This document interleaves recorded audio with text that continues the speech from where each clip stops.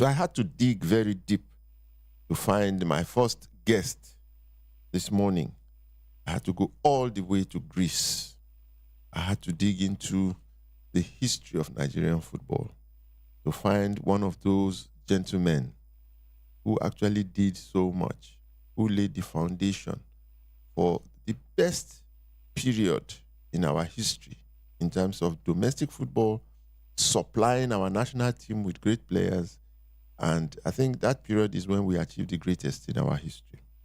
And I'm talking about no other than my Egbon, the man who was born in Nigeria, in Ibadan, the man who served Nigeria diligently for several decades, the man who set up one of the most successful clubs in our history, Leventis United.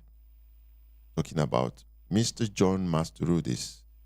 He will be joining me all the way from his home in Greece very, very soon. And of course, I also have a very good friend, one of the foremost sports journalists in Africa, one who has been on this program several times. And every time he opens his mouth to talk, everybody listens because it is just so full of fact. And there's so much to take away from whatever he says concerning football in Africa. And that's Osasu Obayuana. He will also be joining us. But before all of that, let me welcome you and to tell you that I will be reading my editorial this morning, which you will find in 4 national newspapers, including The Vanguard, The Guardian, Complete Sports, Niger Times. The first 2 you can actually buy. Go out there and buy the newspapers. But Complete Sports, that one is online, and Niger Times is also online. But the column is there. And the title is also the title of our program this morning. After that, then, of course, you can join us in our conversation. Don't forget, there will be a portion where you can call in. The numbers are 0700 22 55 1037 and 081 27 828497. If you are calling from outside Nigeria, of course, +234. So all of that will come after my editorial. So you can just sit back and enjoy what I wrote yesterday, and it's been published in several newspapers, and we're offering it to you here now. So sit back and enjoy this, and join me after the editorial. Nigerian football. What next? This is the world of sports. Nigeria was once described as the giant of Africa. The country was ranked 5th on the FIFA table, and the Super Eagles were hailed as the most entertaining national team during the 1994 World Cup.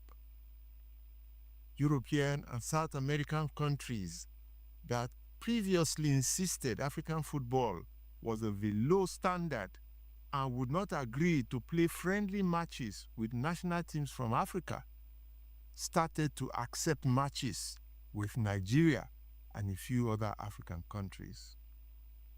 Even colonial master England came down from their high horse and eagerly hosted the Super Eagles on the hallowed ground of Wembley Stadium in 1995. For the records, I negotiated with England and made that match possible from my position on the board of the NFA under late Air Commodore Emeka Omerua. In those days, African football gained respect and recognition, and Nigeria was a major catalyst and contributor to that development, with the junior national teams at under 16, 17, and under 20 levels taking the world of football by storm. The Nigerian style of play was different. It was a combination of its British roots the Brazilian influence in the late 1970s and early 1980s, the impact of exposure of some key players from Nigeria to wider European football of the early 1990s, and the infusion of a homegrown culture of exuberant showmanship, individual free expressiveness, unidirectional, all-out attacking style of football, characterized by racing down the flanks with speed and power and sending telescopic crosses to waiting strikers. Added to these was an uncommon fighting spirit driven by the lure of new opportunities, of dollars, of patriotism, and other economic carrots in football. Nigerian football was very different, very colorful, very attractive, and very beautiful to watch. Even the great Brazilian legend Pelé, as well as England's first manager Walter Winterbottom, were caught in the web of great expectations. They predicted that an African country, particularly Nigeria, would win the World Cup before the turn of the last century. Although it never happened quite like that, it was not an exaggeration that Nigerian football was held in such very high esteem. The respect was earned on the football of play by gifted Nigerian players, many of who are still alive, but outside the corridors of power, their experiences untapped and wasted. Such has been Nigeria's contribution to the football game in the world in the past 40 years. Here we are now in 2025. The setting is different. With the cup, that's the World Cup, as ultimate target, the process is easier and the rewards more bountiful.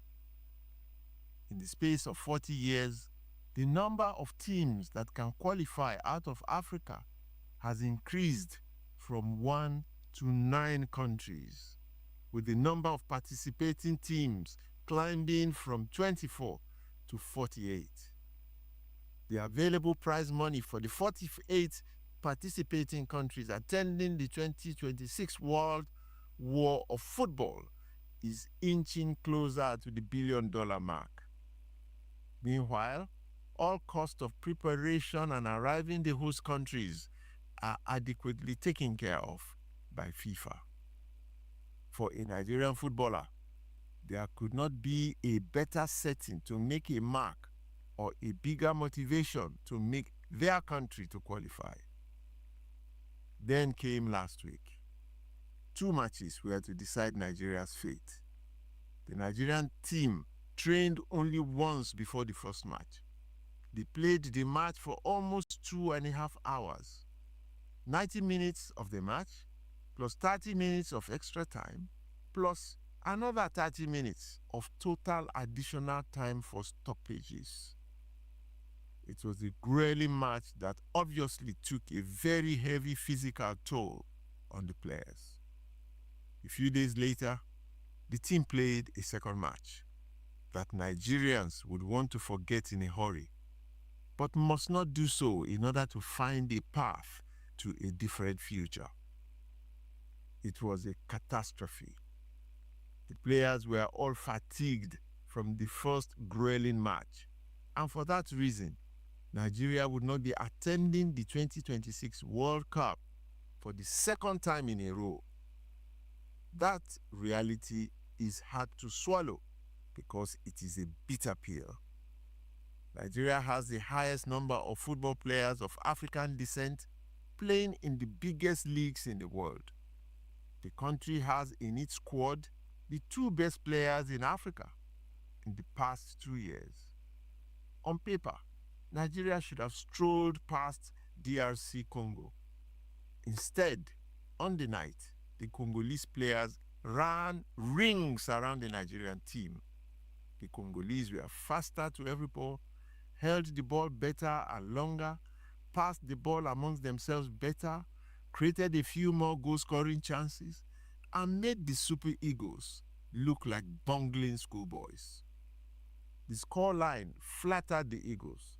They deserved no accolades for the match ending in a draw after extra time.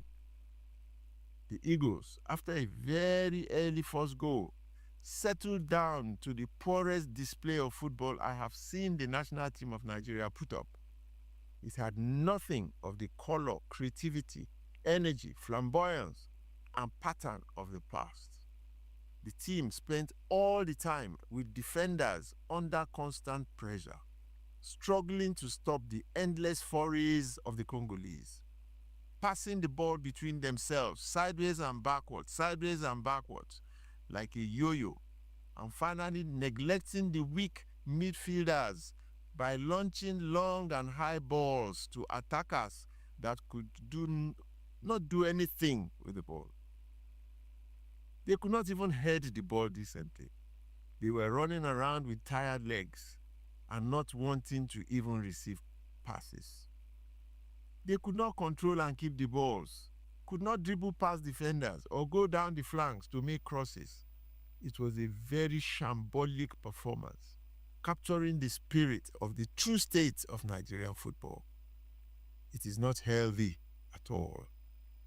The result of the penalty kicks shootout was justified. The better side on the night won. It is as simple as that. It was ugly and humiliating for Nigeria to be put through the agony of watching helplessly how 40 years of their football development dissipate in a plume of one very poor performance in Morocco a week ago that ended their dreams and brings poverty to everyone in the football business in Nigeria. It was Nigeria's worst advertisement since 1994 and a nightmare from which the country must wake up quickly by doing the right things and taking the right steps going forward. For me, the answer is simple. Nigeria must wake up and confront the present reality. The country must get rid of the system that has failed and sustains a cabal that has held on directly and through proxies to the reins of power through the illegal imposition of a faulty constitution that has governed Nigerian football in the past 30 years. The country must break the stranglehold of a particular constituency within the football structure and free the game from mediocrity and politics. Nigerian football must get back onto the track of proper governance and organization.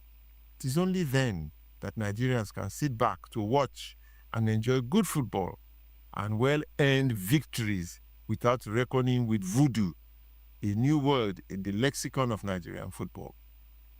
It is time to let the prophecy of Pelé find fulfillment within a very few years. This is Eagle 7 Sports Radio Station, live in the heart of Ogun State, Nigeria. We are the station with a difference, the station with a dream, the station with a vision. Our vision will unravel the mystery of sports. Our vision will take your understanding of sports to where it's never been before. Our vision will dissect sports to your understanding and catch your interest and connect you to sports.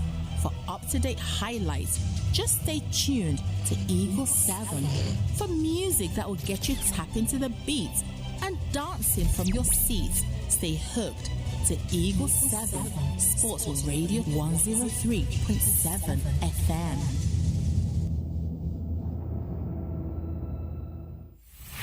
Your one-stop sports entertainment radio station for all your information, news, and entertainment. Keep it locked on Eagle 7 Sports Radio 103.7. We got you covered. Now,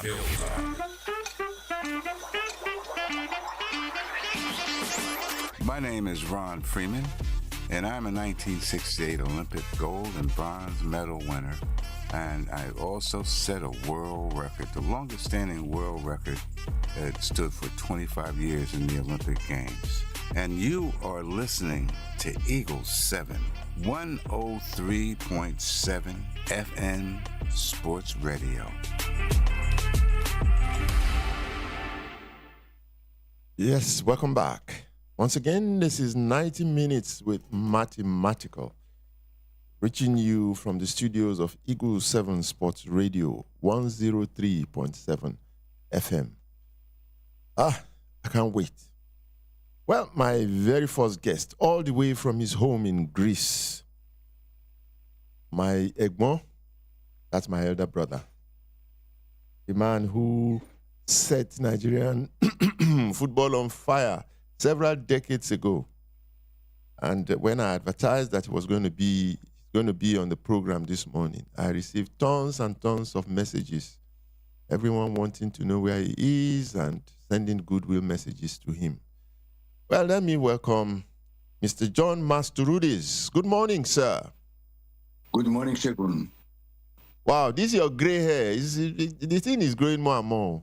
But looking fine. Yeah, we don't become real Egbon. Yes, we thank the Lord. Well, I promised that I would deliver some people's messages to you who just said, look, please say hello to John Masturudis for us.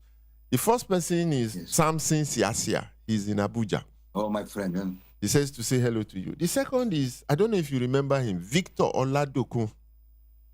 Victor, yes, of course I remember him. Yeah. He's in Morocco. He's in Morocco now. And the third person is in the US, Professor Magnus Pakol. You remember him, the senior special assistant? Pakol, yes. Yeah, to the president of Obasanjo at that time. He used to play for Boko. No, not the player. Not the player. Yeah. This is Professor. He's an economist. He worked as senior special assistant. I do not know the gentleman, no. He was in the federal government of General Olusegun Obasanjo in those days. Anyway, they all sent their special greetings to you.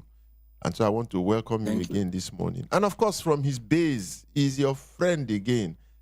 The man worships you. He worships you. He told me about your relationship and so on. Anyway, let me just use that to welcome Osasu Obayuwana. Osasu, good morning. Good morning, Big Shag. Good morning, Egbon. How are you? Are you in Athens? Yes, Osasu. Yes, good to see you. I was telling Shagun a story. Many years ago, I went for an evening at the Lagoon restaurant. And there was this performance by two Dutch illusionists, some magicians. And you were there that evening. I think that was the first day we met. And at that time, I used to do a lot of television punditry on the Premier League for SuperSport. And you saw me at the event and you called me and said, I've been watching your program. And yeah, out of all the analysts, you were the best one. And for me to hear that from you, it was a great compliment. Wow. Thank you. Well, I did say the truth. Very good, very good. So, well, I welcome you both to the program. I hope that we'll be able to see Osasu's face. 1.3. I hope the video is good. I'm going to put it on. I hope it's... yeah. Osasu, yes. We're both growing in structure as well, not just in age.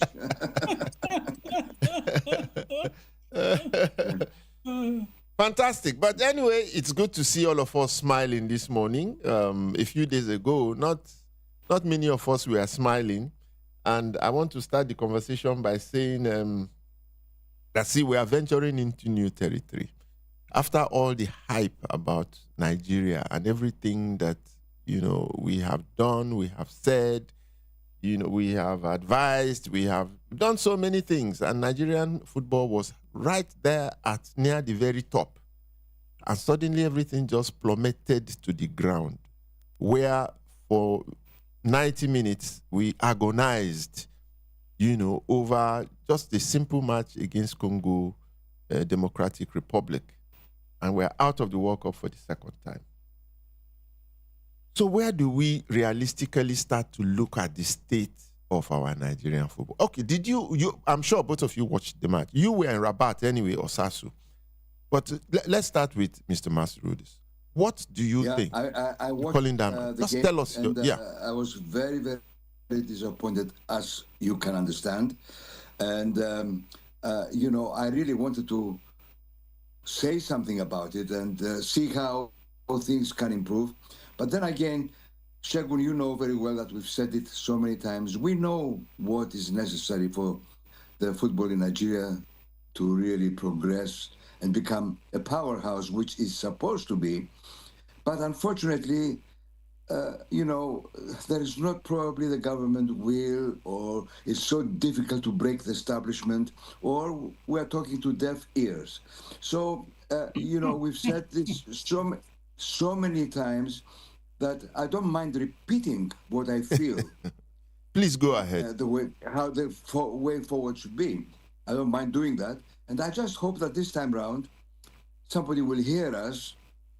And because I know Alhaji Tinubu, I know him well, and I know that he's a football lover, and I know that as a tactician that he is a great sort of, really, I mean, his strength, his strategies and things like that, that he should realize that one thing that unites Nigeria more than anything else is our Green Eagles and the success that any Nigerian football team or any other athletic team has worldwide, where we can make an impact. That really joins Nigeria. And it is so fundamental to recognize that, and then, like I said, have the will to break the establishment. You cannot have a professional league run by civil servants. I mean, we start from there. We have to start from the top. You rightly said it also in your commentary that we have had various, and we were part of all that as advisors, consultants, whatever you want to call it, but we never made any impact really, except in the 2010 with the presidential task force, which was actually at that time criticized. We really made an impact then for Nigeria to qualify for the 210 World Cup. I am sure that our contributions there helped Nigeria qualify. So I start from the top. We must have a professional team running football, away from the politics, and it has to be on its own. And we have such fantastic personalities. We have people like you. We have also as well. I mean, so many other people that I know that could really create a top team that can manage our football. Because there are many things subsequent to that, but it has to start from the top, in my opinion. And like I said, for this to happen, it has to be somebody, it has to be with political will to do that. It's like I said, in Nigeria, it's very difficult to break the establishment, and I hope that this time round, after such a slap and after such a big disappointment for the Nigerian public, I think people will be more thoughtful on how to progress. So that is the first step. Okay, we will go on. We will go on to other steps. If I have the time. No, we will go on to other steps. We will definitely have the time. We will have the time. We will go on to other steps. But let Osasu come in. Just let Osasu come in here. He was in Rabat. He was there for the first match. He was there for the second match. And he had a conversation with us. And he said he was going to say certain things that I have not, heard him say up till now. He has written it. But tell us about that match. Me, I agonized through 90 minutes of watching probably the worst performance by any national team of Nigeria to date. But what is your own opinion, Osasu? I'd already said to people that after I had spoken to your successor, one of your successors as national captain, Sunday Olise, because we were together on his podcast for 1 hour, more than 1 hour, on Monday, and it was broadcast on Wednesday. I said I was not going to talk anymore about the issues of the Super Eagles or Nigerian football or what we need to do next, because as Mr. Master Rudes has said, it appears that we are talking to people who are dumb and who are deaf, and they are not prepared to listen to any reason. Before I answer your question, when you say that we suddenly crashed in Rabat, we didn't suddenly crash. The crash has been coming for more than 5 years. And some of us have been shouting every day, shouting and crying that we should do something before everything will collapse. And what answers were we getting from the football establishment? We don't like Nigeria. We are not patriotic. We hate Nigeria. We don't want anything good. We are the only ones who think we know what football is about. But we still kept on talking and warning that after our failure to go to Qatar, that was the danger sign. That was the disaster. This is just a repeat of the disaster. The disaster started since that time. So why are we talking as if this is when the disaster has come? This is not when the disaster came. So we as Nigerians, we need to be serious. I'm sorry, we are not a serious country at the moment. Those who are running our football are not competent.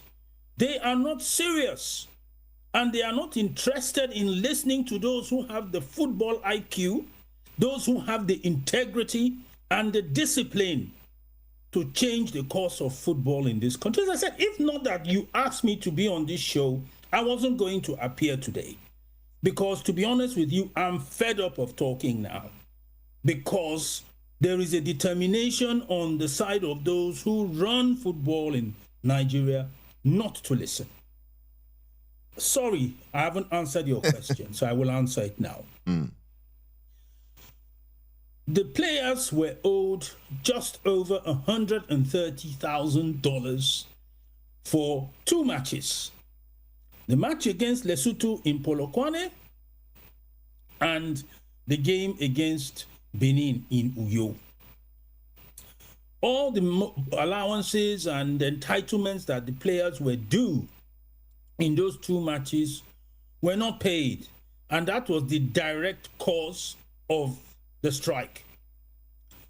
Now, from what I gathered from the highest authorities, and I mean it when I say the highest authorities, because if I mention their names, they will come and fight me and say, why did I mention their names when it was an off-record conversation? So I will not mention their names. They said they paid the NFF enough money to cover all these bonuses that were not paid. And they gave the Nigerian Football Federation an instruction that there should be a first-line charge for the players' bonuses and welfare on the money that they, the National Sports Commission, sent to them. But lo and behold, the Nigerian Football Federation did not comply with this instruction, and so the players were owed. Do you know that in Rabat, it was a friend of the NSC chairman who had to assist, and they had to raise the money privately to pay off those bonuses? I don't want to mention the name of the person, because if I say it now, they will say I'm breaking confidences. But he's well known within the sports circles. He's a very wealthy guy who is a friend to the chairman of the national. They helped in paying these bills. Now, after I published what I'm telling you now, Dr. Mohammed Sanusi, I didn't even know he had a social media account on Twitter. He now replied and said that what I said was not true, that it was false, and that he was tired of the NFF's name being traduced. I said, okay, since you say I'm traducing you in this story, tell Nigerians what happened. Give us your own account of this story. He refused. He said, oh, he can't do that because he cannot talk in public. But the humiliation of Nigeria was public. Why should the explanation of what happened not be public to Nigerians and to the country that was humiliated and was made an international spectacle in Rabat because of that debt? So, to be honest, I hope, Big Sheg, you will invite Dr. Sanusi and Mr. Gusso to your show. And I want you, maybe being that you are a former captain of the national team, and you know I'm not a very famous guy, I'm not a famous guy like you. So maybe when you ask them some of these pointed questions, they will answer you. Because to be honest, their response to what happened in Rabat was appalling. It still is appalling. And they owe an explanation to Nigeria and Nigerians as to why a debt of $130,000 plus put the nation to international embarrassment in Morocco. Wow. Mr. Masrudi, you can continue from where you stopped. No, I mean, that's shocking. Yeah, I mean, this is exactly my point that, it's a matter of really getting people like you and others to really run the football in Nigeria professionally and with dignity and with a challenge to really bring Nigerian football back to its glory days. And I mean, when I see around and I see the talent that is exposed by Nigerians, and I see Nigerians playing for other national countries, it's so painful. It's so painful, because, but we don't have a system also in order to do it. I mean, for example, you remember, Shagun, one of my greatest points was to always get a coach with a big name. Yeah. He is the one that Nigerian players will look up to and be more willing, first of all, to play for Nigeria other than other countries. We don't have any monitoring or scouting arrangements so that we can really control the players that go away, because we have these agents which are a menace, and we can't do much about it.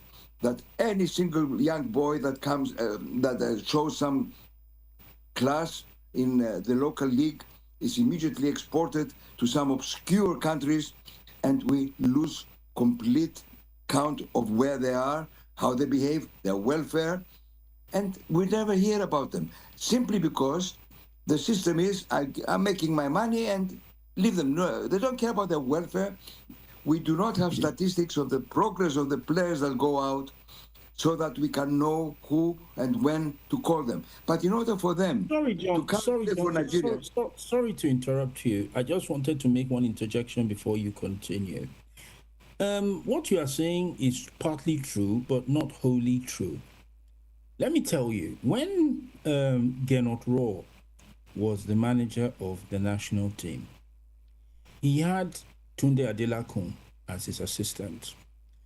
Tunde Adelakun had the job of scouting. They had a detailed portfolio of players everywhere. They had. And they were monitoring all these players. But you see, if you want a scouting system that is going to last, it has to be within the structure of the federation itself. When Gernot Rohr was fired and Tunde Adelakun was fired alongside him, they went along with all that information. They took it with them because it was in their own system. It was never part of an integrated system within the Nigerian Football Federation. So the question is, you can only have all these things you are mentioning when the technical department is working the way it is supposed to be.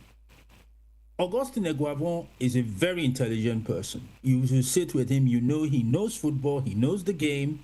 He's not a stupid guy. But what kind of structure does he have within the Nigerian Football Federation as technical director? These are some of the questions that Nigerians are not even bothering to ask. Well, you are just confirming what John was saying. You are just confirming what you are saying. Let him continue then. Sorry, John. Well, no, I take your point. I mean, these are the kind of things that should be in place. And it's unfortunate what you're telling me now, that they were in place and these people have been dismissed. Yeah, it's a shame. But these are the kind of things that are necessary for us to really have an impact. I agree about Austin Eguavon. I agree that I know some other people, for example, that I have in mind, that I know from my own experience that would have been very good if they were given scholarships to go and do either coaching, management, medical, psychology. I mean, there are schools, because football has become a multi-million business. The necessity to create schools for the development and management of football are all over the place now. There is one very big one in Madrid, there is in Paris, there are in Holland, in England, and now in North America, schools where they teach football management, not only coaching, but also management, medical, psychology, all these things are being taught. So what I'm saying is that if we had a professional unit which was concentrating on football and managing the football, all these things would really take place easier with a budget that is going to be put in place, which the budget can be supported by government and also private sector, because we're talking about quite a lot of money to do this. But there must be a target, there must be a purpose, and the challenge is, where do we want to reach and when do we want to reach there? So these are the kind of things. I mean, I am glad I didn't know about this, also about the fact that there was such a thing in place. I wasn't aware, but I thought that this is so necessary for the progress. And there are many more other things that I have jotted down that could be done to really improve our football. Okay, let us add some salt and pepper to this, because I'm interested in this aspect. Coming from Ibadan and my background, and I know John was there with us. After the match against Congo, at the press conference, I think it was Osasu that first pointed that, the response of Coach Eric Chell. That interests me significantly. He said that he saw, voodoo being practiced on the field of play. That was the first time in my whole career. I don't know how many years I've been around. National teams of Nigeria and so on. And this is not even coming from a Nigerian coach. This is coming from a foreign coach, a Frenchman, an African from Mali, from Mali. That aspect, it's not something to laugh about. But I know that, John, you were part of that whole Ibadan, Nigerian, whatever. What is your thought about this voodoo thing? Seriously. Shegun, things like that can only happen if you believe in things like that. I mean, there is no Babalawo that did not visit me at the time of the event United. So, I mean, it's a matter of how much they believe in things like that. So, there is the fear. I mean, it's an African thing about Balu Balu. You remember Babailera and Lotu and all these things. But for some coach to come out and say a thing like that is not only ridiculous, it's actually so downgrading to have that as an excuse for the penalty takings and things like that. Anyway, I dismiss that completely. And from the day one, I told you that was the wrong coach. And in order for us to progress, we must decide that we need a world-known coach with his team to really support, to incentivize Nigerian players to come and play for the country, and also with a good eye to select the good players. So, I mean, it's a whole system that has to change. And like I said, I mean, we're talking to deaf ears because we can say whatever we want now. I don't know how much impact we'll have unless there is pressure from many angles, both political and social pressure, because Nigerians are very sad about this situation. I am in Athens, away from the football, away from Nigeria, but I'm sure it hurt me as much as it hurt you guys, the fact that we're not there. One realistic thing, very, very realistic, that I've always harped on, Osasu, is that, look, the national team today does not have time to train. They don't have time to train before matches. We trained only once. Collected players from all over the place. Maybe twice maximum before a qualifier. Yes, The only time you have time to really train them is pre-tournament. Pre-tournament, exactly. That's what I'm saying. This is a big, big factor in how a team plays, how the cohesion happens between players, how they get to how do we tackle this matter of players, coaches? What's the role of a coach then if he cannot get those people to play? It's not just identifying players, but it's about getting them to play. Me, I can't solve that problem in my head. What do you think? You're asking me? Yes.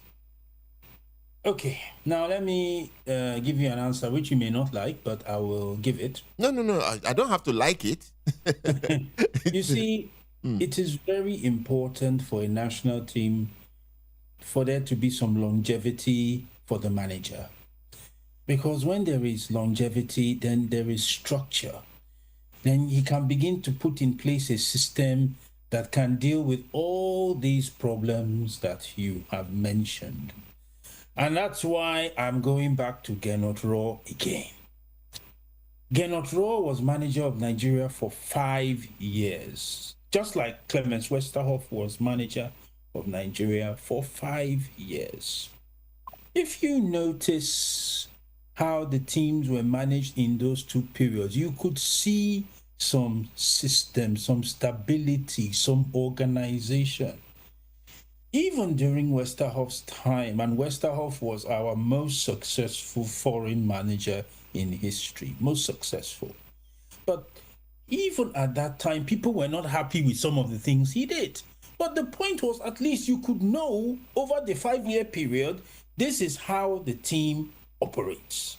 When the players come at so and so time, this is the way the team will be managed. And the players also knew because the system was developed. And when you have that kind of system, even when you are playing qualifiers and you only have, say, 2 or 3 days before the game, it's easy for the team to focus on the task at hand because the system is there. The same thing also applied during Gernot Rohr's time. Unfortunately, if we look at those two periods, this 10-year period, 5 years of Clemens Westerhoff and 5 years of Gernot Rohr, in my opinion, when Clemens should not have left after the World Cup in '94, it was a mistake for us to have allowed him go. But I think Clemens was also beginning to get tired too. But that was the time Nigeria could have benefited from what he had learned at USA '94. All the things, the mistakes that were made in terms of how the team was managed at USA '94. If he had taken the team to France '98, so many problems would not have arisen because he would have known how to manage them. Agreed. But we lost all that knowledge by his exit after the World Cup in '94. We lost it. And then between '94 and '98, we were having this manager. We were just changing managers. And there was no stability at all. And that was why when Gernot Rohr came, yes, I know you didn't like him. And I know many Nigerians didn't like him. But fortunately, I was privileged to be close to this guy. And I observed him at close quarters. Yes, he's not the Jose Mourinho. He's not Carlo Ancelotti, the type of managers that John would be looking at to manage Nigeria, those big name, big guy managers with personality. But he knew the game. He knew what he wanted for his team. And he had a support staff that were helping him in that. When in 2021, we dismissed him, when he had not failed in any of his targets, Nigerians, sometimes, I'm sorry to say this, we need to stop being too emotional about the game. Sometimes, when you have a qualifying period for a World Cup or an AFCON, what is the target? What is the objective? It's to qualify. It is the first objective, is the last objective. It's not about whether you are playing the best of football. It's not about whether you are entertaining the crowd. It's qualify. he took Nigeria to the World Cup in 2018 in a group where we had Cameroon, Algeria, and Zambia. When we were in that group, the Nigerians had already given up that we were not even going to go. But he qualified for that World Cup with a game to spare. Okay. He went to the Nations Cup in Egypt. He won the bronze medal, started the qualification for World Cup 22, and he got Nigeria to the playoff. Okay? So what was the rationale for the sacking? There was no rationale on a football level, because all the things he was supposed to do, he had done them. He got Nigeria to the playoff, he qualified Nigeria for the AFCON, and you fired him. No, Osasu, don't let's make this a referendum on Gernot Rohr, so we don't spend so much time. Quickly. No, because we are discussing Gernot Rohr. No, Bixia, we need to trace why we are where we are. If we don't face these truths, we will keep doing the same thing over and over again. Okay, sum it up.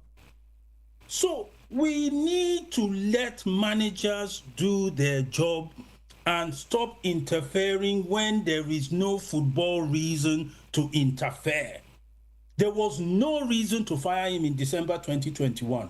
Okay. From December 2021 till now, we have been in absolute chaos since that time. And I saw it coming and I warned against it. Okay. My warning wasn't popular, but I've been vindicated 110%. Okay. Let me go to John now, because the reality is that we are out of the World Cup. In the next few weeks, we are going to the Africa Cup of Nations. We have qualified for that. And we have seen what we have seen now. So what do we do going forward? In line with what Osasu has just said now, we have a coach in place. He has qualified us for the Nations Cup. Are we going to now start to say we are looking for a new coach in the next few weeks? What do you see, John? What would you advise we do at this point? African Cup is only next next month. Couple of months. Yeah, it's in weeks. I can't see any reason. It's in 30 days. It's in fact 29 days from now. Yeah, 29 days. Yeah, well, so therefore it will be difficult to just put somebody again there and start looking for people. For the panic sort of thing, like getting back Austin. I'm sure he must be sick and tired of all this coming in and going out. I'm talking about the Guavon. I know so many other boys that could have done this job in Nigeria. But let's say that you cannot sack somebody with a 1 month to the African Cup. But at the same time, can you keep somebody who has shown, who has given us this terrible performance in the qualification for the World Cup? Because that should be our ultimate target. The World Cup. The African Cup is also a good cup, but the World Cup is the one that we have to think about and how we can put in a structure with the aim of reaching there. So with this one coming round the corner, it's such a difficult decision to make, and I am not, I can't see how else we can do it. Sacking him now would be probably a mistake, and I don't know. Wow. Well, government has a role to play in all of this. But of course. Government has a role to play, and I'm just thinking, what role can government play now? Let's go on a very short break, just 30 seconds break. And then when we come back, we'll continue with the conversation to look again, because it's important that we look into the future. We have, John alluded to it, this mass exodus, reckless exodus of our players from the country. They are not even matured. They have not been infused with our own culture in our local football. The league is not doing well at all. And that's where it all starts from. If you have these production line of players in the country that's not producing players that are useful for us. We don't know where they are. They just come before they mature, they are gone.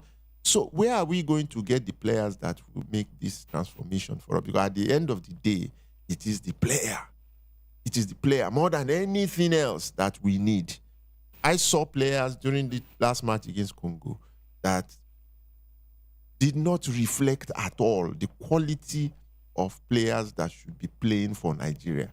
What I saw in that match.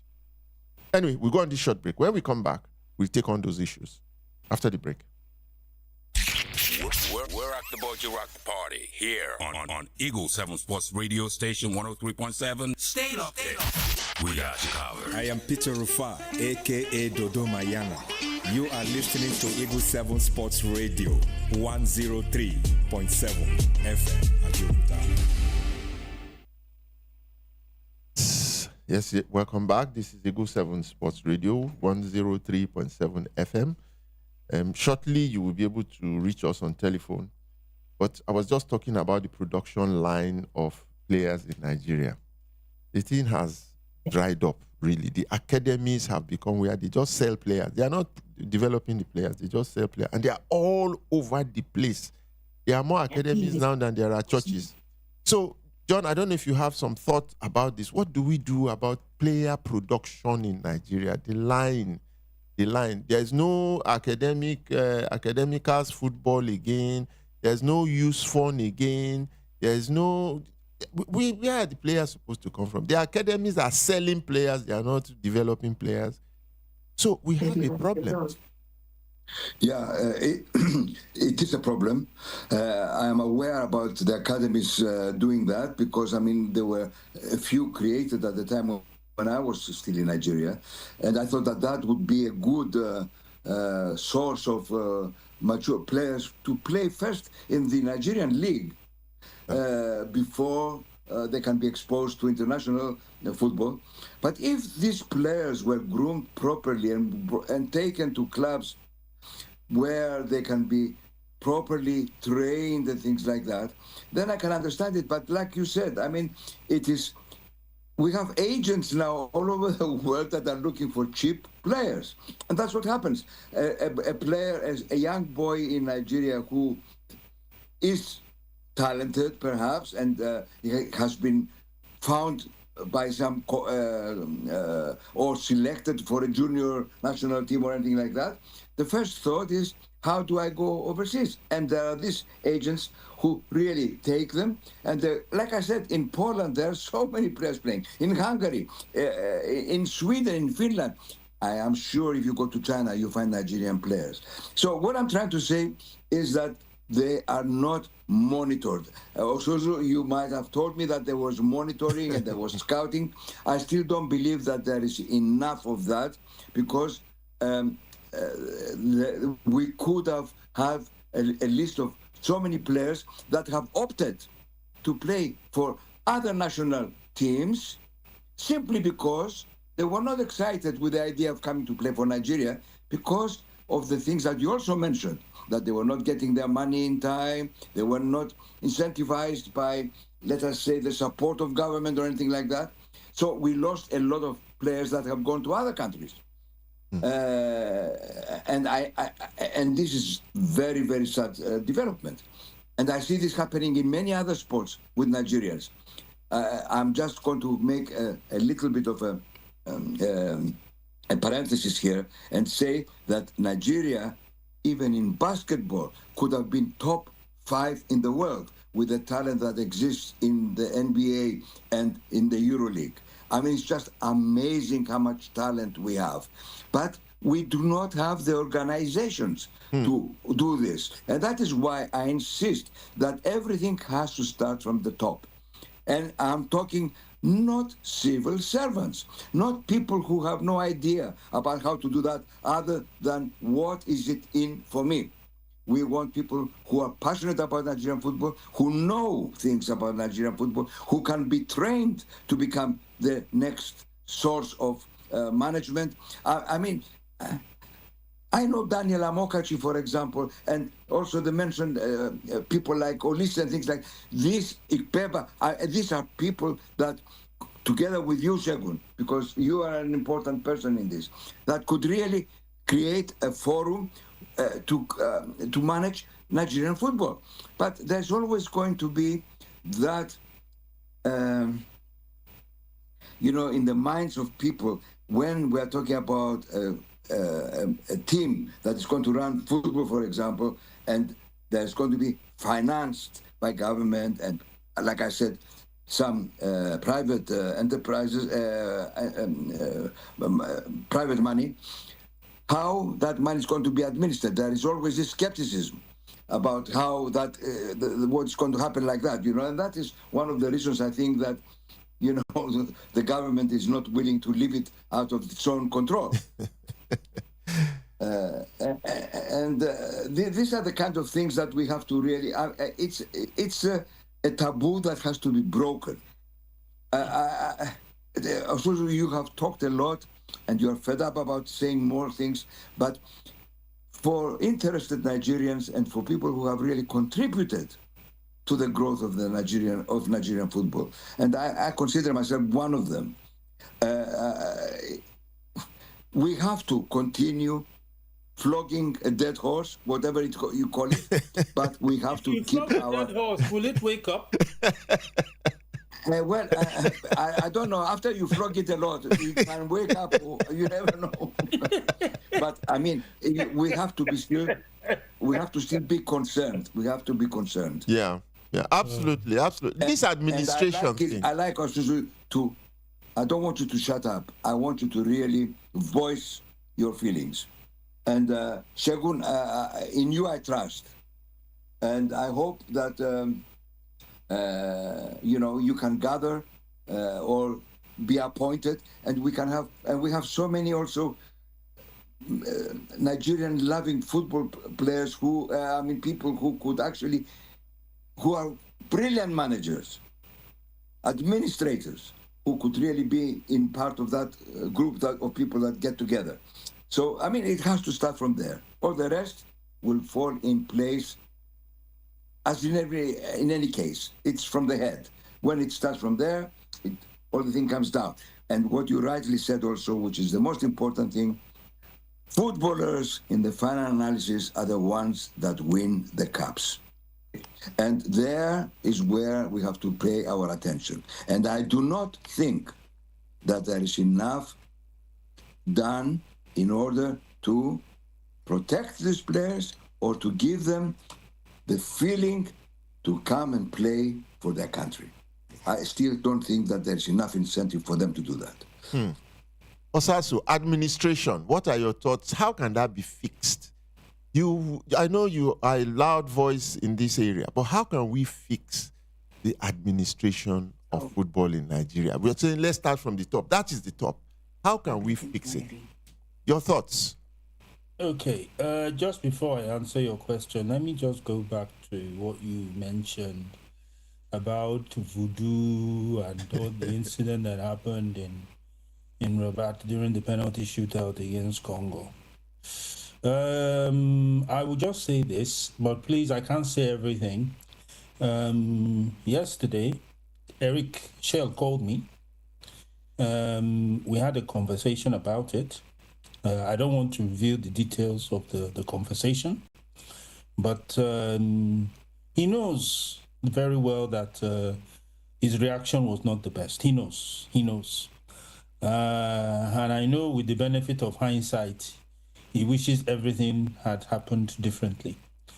That said, the way the Congolese also behaved, having seen all the videos of what happened, was not correct.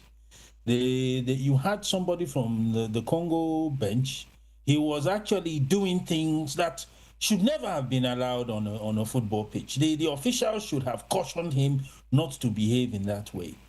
So even though the reaction from him was extreme, the behavior on the Congolese side was also bad. So there was also an issue of management of the match from the bench by the officials. They should have done better. For him, he wants to concentrate on the AFCON now. And so we had a deal. He said he doesn't want to say anything to me now, but when we meet at the AFCON, that we will sit down and we will have an on-the-record conversation during the AFCON. So I wait till then. Now, back to your question about administration. You see, that's why I said I don't want to be talking anymore, because I've been saying these things for years. Don't forget that I was a member of the NFF Football Governance Committee, and we discussed the issues of how to reform our football. But the moment we started touching on the interests of some principalities and powers in Nigerian football, that report entered the dustbin. They did not want to consider it. Look, the issue of players that John mentioned, it is the duty of football clubs to develop players. Clubs are supposed to have academies. But when our clubs are not professional in reality, how can they have academies where they develop players? You have Remo Stars, which is trying to set up or try to have that proper system. That's one club out of how many? 20. You need to have all the clubs in Nigeria acting in the way that Kule Shoname wants to run his club. Only then can we really begin to see the kind of changes we want with regards to finding players and developing players that will stay in Nigeria for a while before they go outside. Regarding the administration, the fact of the matter is simple. I've said it, and I've said it many times. As long as the current electoral system for the Nigerian Football Federation Board exists, there will be no change. In fact, it will even get worse. Say that again. I said, as long as the current electoral system for the NFF presidency and board exists, there will be no change. There will be no positive change for football in Nigeria. It is impossible. It will never happen. So, if we want change, if we want to see change in terms of governance from next year, when elections are due, we need to have a proper reform of the electoral system to ensure that the best Nigerians can seek the NFF presidency, can seek to be a member of the board, and not for a cabal to carve up all the positions for themselves and go into some rooms and do deals. Look, let us tell Nigerians the truth. At the last NFF election in Benin in 2022, it was a battle of money. Thousands of dollars were being given to delegates in Benin. Everybody knows this. I cannot begin to mention the people who gave money because I don't want to put you in trouble on your show. But all Nigerians know it was a bazaar. The delegates were taking money. Some took money and didn't even vote for the candidate. And then the candidate got so angry, he now went and brought security officials to surround the hotel and went to the rooms of those delegates to get their money back. These are facts. You're laughing. No, these are facts. This is the reality. This is what we are facing in our football here. And as long as we have this kind of corruption, this kind of dirtiness, forget it. We are not going to have any change until we change the system. It's as simple as that. For the next few minutes, let's give the listener out there an opportunity to ask one or two questions. We may be able to take one or two calls. Remember, the telephone number is 0700 22 55 1037 081 27 82 84 97. Let me take this first call. Hello. Hello, good morning. Good morning. Who is this? Where are you calling from? This is Mr. Adeyeye. Mr. Adeyeye. Yes. I'm calling from Ejio in the Wekuru local government. Okay, go ahead, please. Yeah. The solution to the problem of Nigeria football going down is only one. And the one is send all the mediocres that are ruling the NFF. Send them away. If you don't do that, one day, Nigeria public, the football fans, they carry catapult and broken bottles to drive them away from that country. No. They are after their money. They are not after the growth of Nigeria football. Thank you. No. We cannot use bottles and whatever to drive anybody away. But John, you listen to Osasu there. What are you thinking? Yes. I see that you are thinking. What are you thinking? But I think we're on the same page. I mean, we are on the same page. With the only difference is that I can perhaps say things easier than Osasu can, in the sense that he might be putting people in trouble because he knows a little bit more information than I do. But at the same time, he's right. Shegun, we've lived in this situation. We know about it. I mean, it's not a view that is, we know that there is corruption happening in every ministerial or governmental sort of office. So that is why I always believe that in order for us to progress, like the previous speaker said, we have to get these people out and put people who really have no agenda other than the development of Nigerian football. And once you've put the right people there, everything else will fall in place. That's my own view. Wow. Well, the process of putting people there, taking people off, sending them away, there's no easy way to do that. And we all know. It's like, you are unhappy with what is there now, but it's impossible to remove them because of what we have on ground. Let's take this second call. Hello, good morning.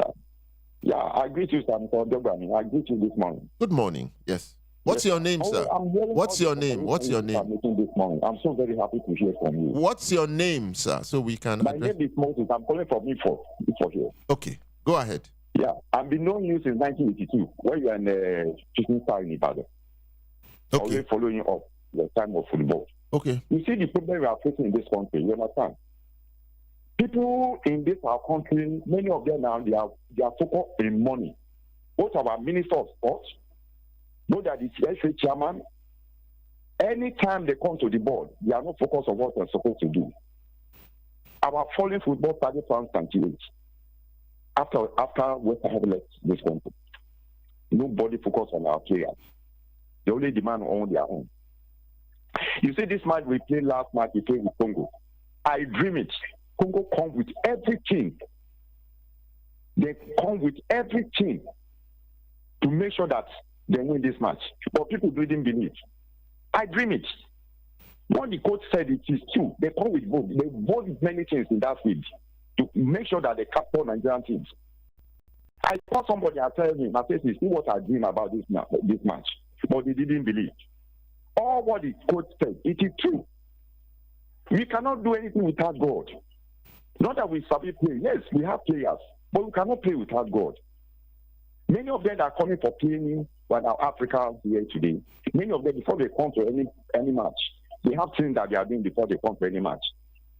So my prayer that today, I thank God for your station because that's my fans. Your station is my fans. Only call, we talk together, we happy together. I appreciate that. I pray for everyone in your station there. So if Nigeria can still us, this thing that we have now, they are living. Let me continue to coach our boys. I know that God will intervene and we succeed for everything. Thank you, sir.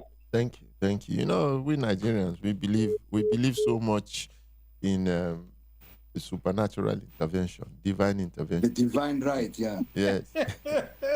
Let's take this last caller, and whilst we are going to take this last caller, I want people to take some things away from this conversation this morning.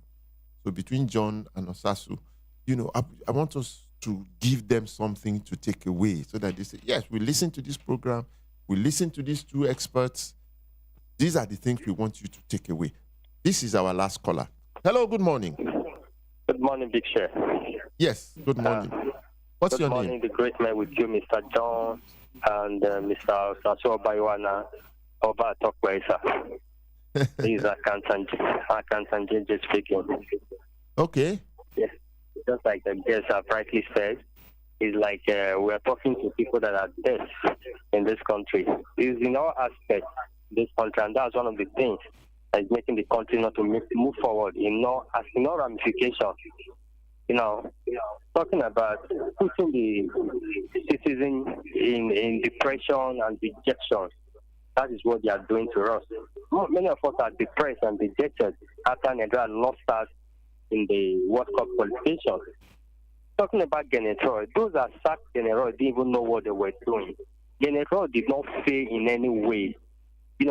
Talking about the qualification to 2022 Qatar, it took us to the second phase. It was not even playoff. To the second phase of the qualification before we lost out to Ghana. And now, that man was sacked. They've been changing coaches as if they don't even know what they are doing. So, must we be corrupt in all areas that even when you are electing the president of the NFF, money will still change hands? That is the reason we can never move forward in this country. If we not until we stop all this corruption, we go nowhere. That's my take, sir. Thank you. My own take, before you sum up for us, my own take. I want to give John this information. 3 years ago, just so that people understand how bad the situation is. 3 years ago, I got a license for a sports radio station. This one, Eagle 7 Sports Radio. I got the license after waiting for 18 years. I got a license. I've set it up 3 years ago. I'm not making any money. My goal was, look, the moment Nigeria qualifies for the World Cup, my money would arrive. Because in my story as a sports business person, it is only when Nigeria goes to the World Cup that we make a lot of money. Those of us in that business, that's what happens. The Nations Cup, we make a little money. But the World Cup, we make good money that keeps us alive for 3 years or so. In the past 7 years, we have not made money in the sports business in Nigeria. Very few people have made. So I'm now saying that, look, we just lost last week, and I'm thinking in my head, because I've not made any money, that I want to even sell this radio station. I'm not making money. I'm not going to make money with a World Cup we are not attending. It is as bad as that. So what we are saying, despite our laughing about it, our joking about it, is affecting the lives of people, including myself. So it is important that we take the matter of our national team, the Super Eagles, our football, our sport, very, very seriously, because it affects lives. I am a testimony to that. So I give you the floor, John. Just your thoughts. What do you want people to take away from this conversation this morning? Shegun, what you just said is very, very true. People who are closely involved with football will give up simply because they have no benefits from it. And like you rightly said, if you're not in the World Cup, what are you going to talk about as a sports program? I agree with you, but something dramatic has to happen, and it can only happen with real government will to make it happen. And there must be a delegation to go and talk to the highest position to make them realize that it's in their own interest, also in their own success as politicians, for Nigeria to do well, to make the people happy. We only hear about things that are happening. We only hear about kidnappings and this and that and the other, and tribal differences and all sorts of things in Nigeria. Success in any event, football or any athletic event or any sports event, unites the country. And that is also going to give credit to whoever happens to be in power. And that is something that has to be understood. And in order to achieve that, you must have professional people doing that with a good agenda. And that is where, in my opinion, the question marks start coming. When we say good agenda, they will say, now then we go put there to chop our money. That is the biggest problem that we are facing, because everything begins and ends with money. Well, I said that would be the last call, but I see that this man is persistent. This man is persistent. Yes, sir. So let's give him an opportunity. Yes, good morning. My name is Mr. Golden. I'm calling from Abeokuta, sir. Okay, Mr. Goldie. Yeah, how are you? Yes. I'm all right, sir. Okay, go ahead. What I'm saying is that I was happy when I heard about the alignment between the ITPs and the, what they call it, NFF. I was so happy because maybe they will have to checkmate what is happening in that glass house. If I was thinking that the federal government or the president is not aware what is happening in that place, the way things have been happening. But when I heard about the ICPC trying to deal with it, I was so happy because it helped to checkmate. And it's not only football as a whole. All the whole Nigerian sports issues bring all this ICP or EFCC to go around. It will help because corruption is what is happening here in Nigeria. It's killing the whole thing, the whole system. If we don't need the corruption, they know that. Okay. Unfortunately, we lost that call. But Osasu, if you are there, you know, our next assignment is AFCON. Mm-hmm. The market is uninterested.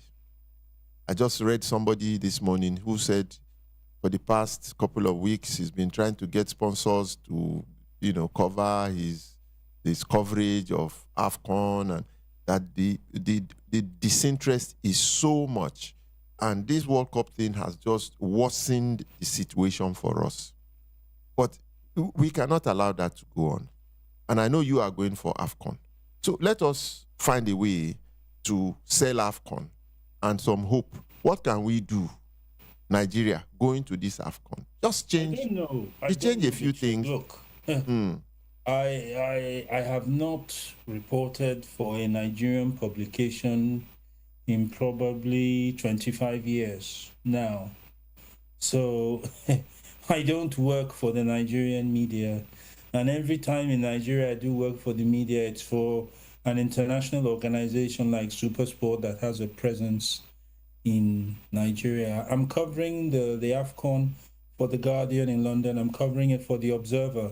I've written for The Observer since 1998. I've written for The Guardian since 1999. So that's my audience. That's where I work for. If I were working for Nigerian media, I wouldn't be a journalist anymore. That's just the truth. I would be out of this business because there is no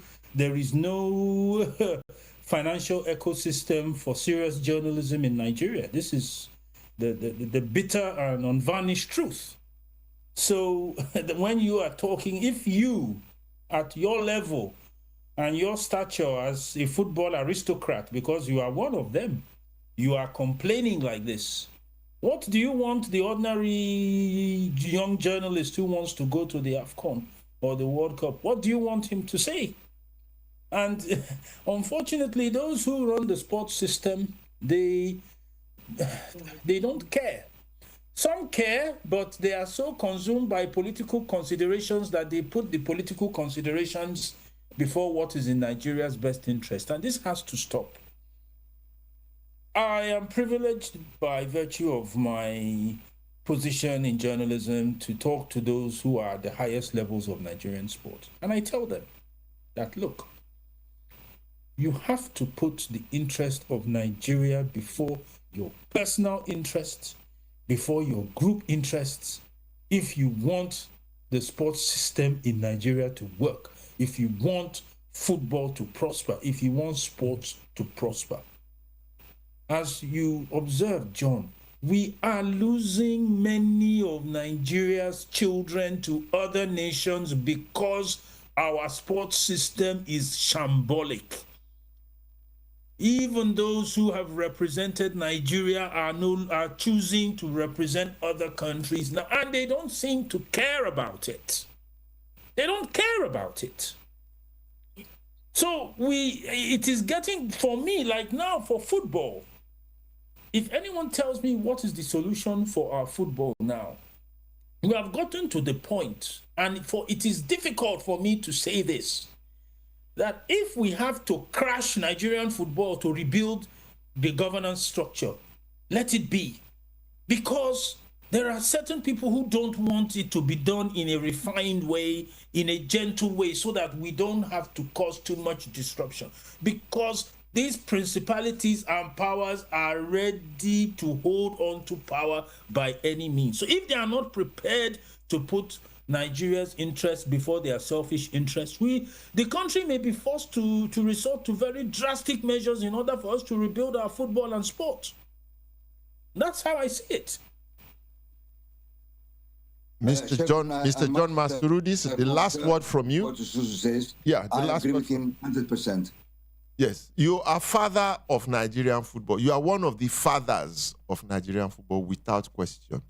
Your knowledge, your experience, your wisdom, all of those things come into the next 2 minutes for you to speak with the president of Nigeria. You are now imagining, and I'm telling you, he's going to see this. This is a message from one of the fathers of Nigerian football, Mr. John Masurudis. Help us speak to the president of Nigeria. Your thoughts now, as we are preparing to go into the future, this great country, great potentials, and we have this soft power tool that we can use to transform this country to one of the greatest countries in the world. And you are a Nigerian. Help us speak to the president. Yeah. Tough task. But for my love of Nigerian football and the country in general, the first chance I have to be contacted or to be able to contact the president, I will definitely do that, Shegun. But the important thing is that, Alhaji, you know very well how important it is to make our people happy in this country. And in order to make them happy and united, let us give a chance to people who know how to manage things.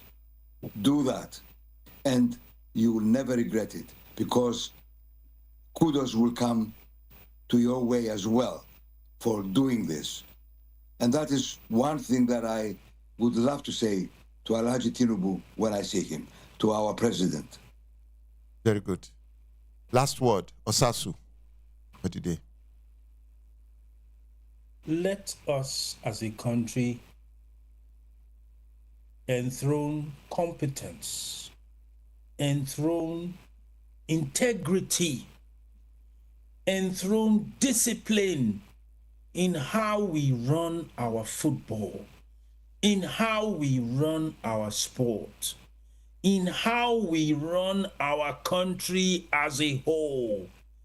We cannot reach the heights we were expected to reach as far back as 1994, when we went to the World Cup. People were saying that by the next 2 or 3 World Cups, Nigeria could be in the semi-final or final of the World Cup.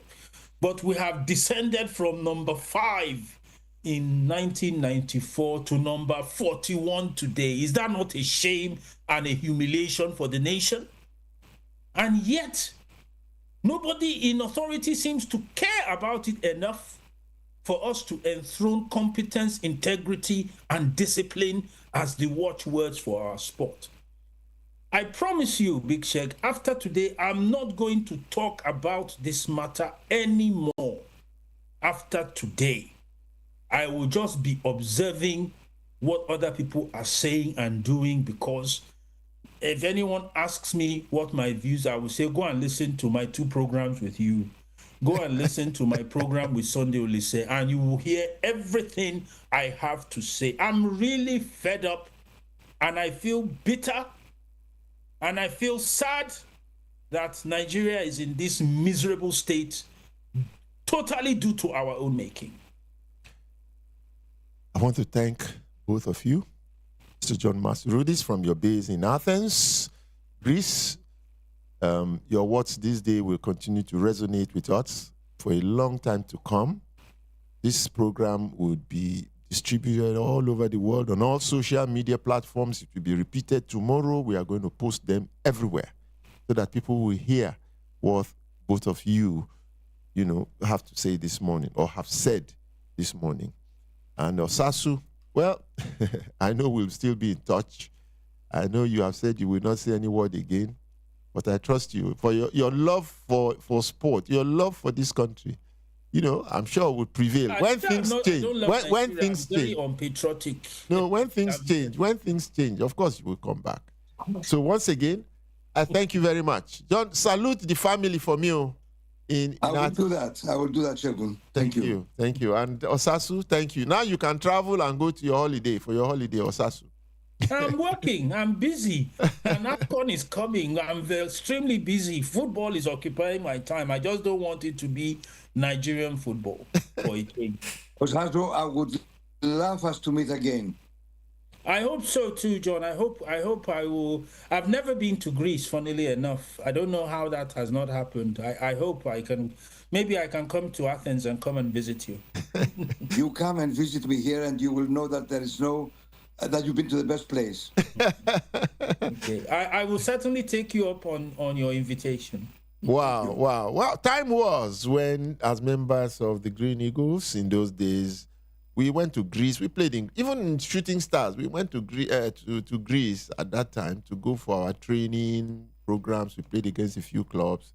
As a national team, we were all over Europe playing. It doesn't happen anymore. I don't know why. Can I quickly say something? Yes. Greek football is not the best either or managed properly. But now, Panathinaikos, my club, has appointed Benitez as the coach of the national Panathinaikos. And he has brought a team of experts with him. And you will see that any player we ask for to join Panathinaikos now, they will be running to come here. So much easier than it was before. Simply because they know that there is something important being built. And that's why I maintain that a big coach, and it's not just the coaching, it's all that comes with the coaching, that the coach the psychology of that it will attract. Yeah. So that is the experience that we have here with my club. Fantastic. Good luck to Panathinaikos. Well, that's all from us here at Eagle 7 Sports Radio. Join us again next week, Saturday, when we bring you another fantastic package. And until then, bye from all. Your one-stop sports entertainment radio station for all your information, news, and entertainment. Keep it locked on Eagle 7 Sports Radio 103.7. We got you covered. La Filter.